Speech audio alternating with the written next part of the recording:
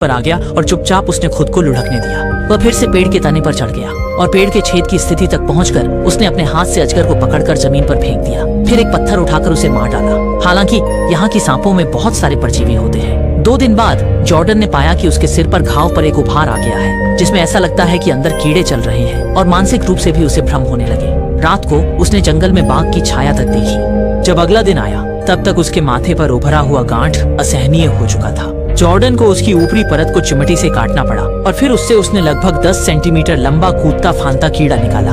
3 दिन बाद काल द्वारा प्रदान किए गए नक्शे के अनुसार जॉर्डन अंततः इन निशानों के साथ इस प्राचीन जनजाति को ढूंढ पाया। लेकिन यहाँ पहले से ही वीरान था, वहाँ कोई भी दिखाई नहीं दे रहा था। अब जॉर्डन जंगल छोड़ना चाहता है तो उसे नदी के साथ नीचे की ओर जाना होगा। जॉर्डन के लिए ये लंबा रास्ता तय करना अब असंभव हो गया है और उसका पैर भी गंभीर रूप से। इन दिनों की भागदौड़ के बाद शाओ चांग भी खून से लथपथ हो गया था। जब जॉर्डन अपने भविष्य को लेकर चिंतित था, पानी में पड़ा हुआ केविन पहले ही लकड़ी को पकड़कर बहाव के साथ नीचे जा रहा था।